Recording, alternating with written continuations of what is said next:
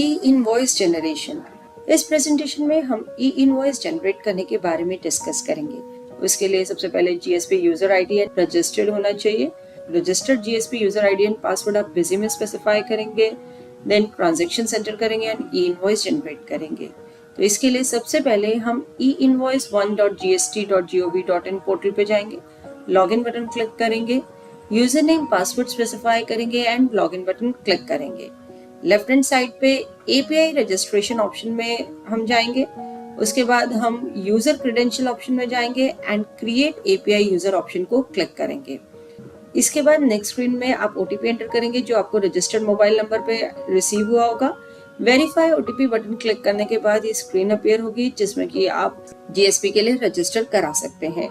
यदि आपने हमारा auto e way bill generation video देखा हो तो उसमें हमने ये क्लियरली मेंशन किया है कि आप जीएसपी जो है इधर ई-वे बिल के लिए बनाएं या फिर ई इनवॉइस के लिए, दोनों में सेम ही यूज होगा। यानी कि अगर आपने ई-वे बिल में जीएसपी रजिस्ट्रेशन करी हुई है तो आपको ई इनवॉइस में करने की जरूरत नहीं है, एंड यदि आपने ई इनवॉइस में रजिस्ट्रेशन करी है जीएसपी की तो ई-वे बिल में बताने की जरूरत नहीं है, दोनों में सेम ही यूज होंगे। बिजी में हमने मल्टीपल जीएसपी कॉन्फ़िगर करने का भी ऑप्शन दिया है, तो आप यहाँ पे 2 जीएसपीज भी कॉन्फ़िगर कर सकते हैं, वेबटेल इलेक्ट्रोसॉफ्ट प्राइवेट लिमिटेड या फिर Pinnacle Finserv Advisors Private limited.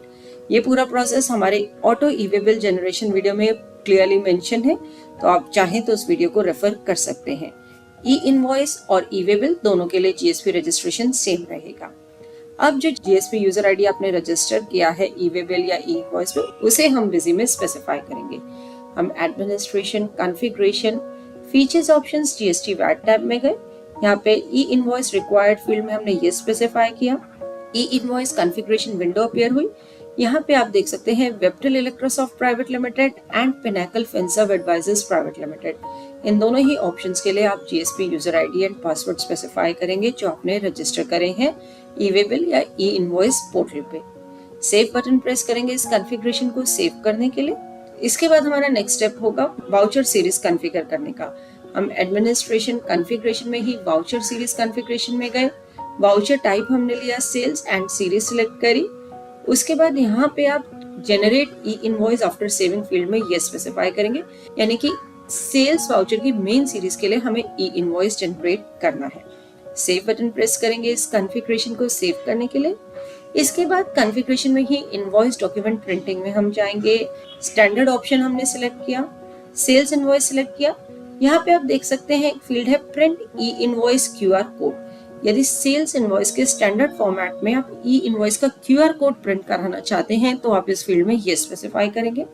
Then इस print e invoice IRN acknowledgement number acknowledgement date, यानी कि IRN acknowledgement number acknowledgement date e invoice की आप प्रिंट कराना चाहते हैं स्टैंडर्ड फॉर्मेट में सेल्स इनवॉइस के, तो आप इस फील्ड में ये स्पेसिफाई करेंगे। हमने इन दोनों ही फील्ड्स में ये स्पेसिफाई किया एंड सेव बटन प्रेस किया। टिल नाउ हमारा कॉन्फ़िगरेशन का पार्ट डन हुआ है, यानी कि हमने सब चीज कॉन्फ़िगर कर लिए। अब हम एक ट्रांजैक्शन एंटर करेंगे एंड ई इनवॉइस जनरेट करेंगे। इसके लिए हम ट्रांजैक्शन सेल्स ऐड ऑप्शन में गए। वाउचर के हेडर से जुड़ी डिटेल्स हमने यहाँ पे स्पेसिफाई करी। उसके बाद आइटम सिलेक्ट करी, आइटम से जुड़ी डिटेल्स स्पेसिफाई करी, बिल सन्ड्री अप्लाई करी एंड सेव बटन प्रेस किया।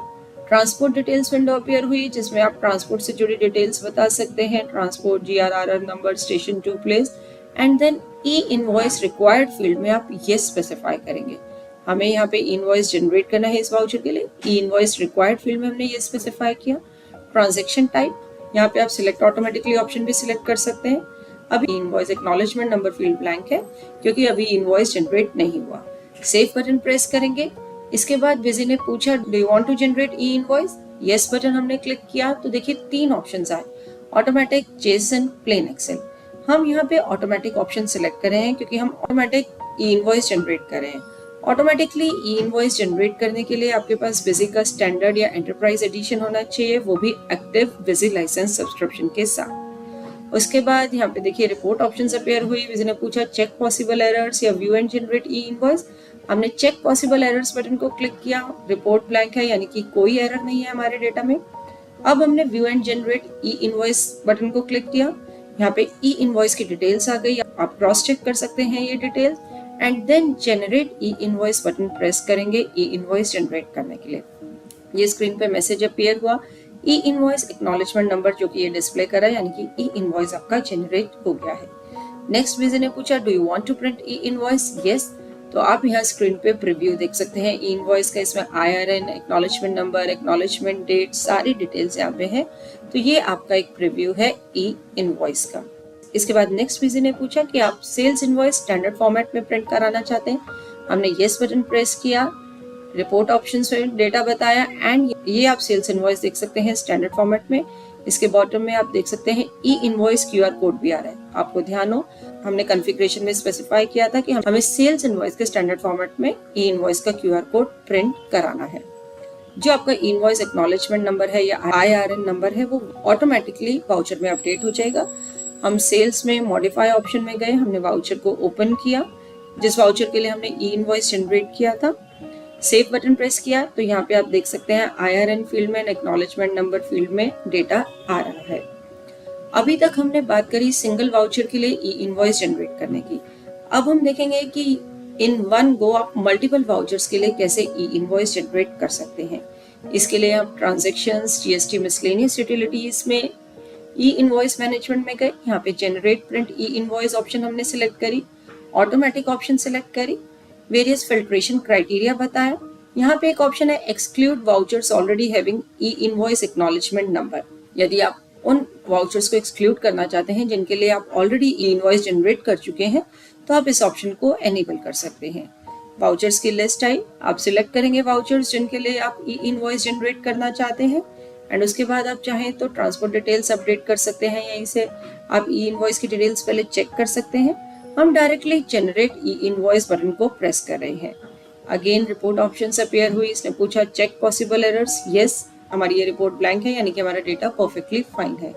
उसके बाद हमने proceed with E invoice generation button को क्लिक किया एंड इसने मैसेज शो कर दिया कि 2 वाउचर्स के लिए ई इनवॉइस जनरेट हो गया।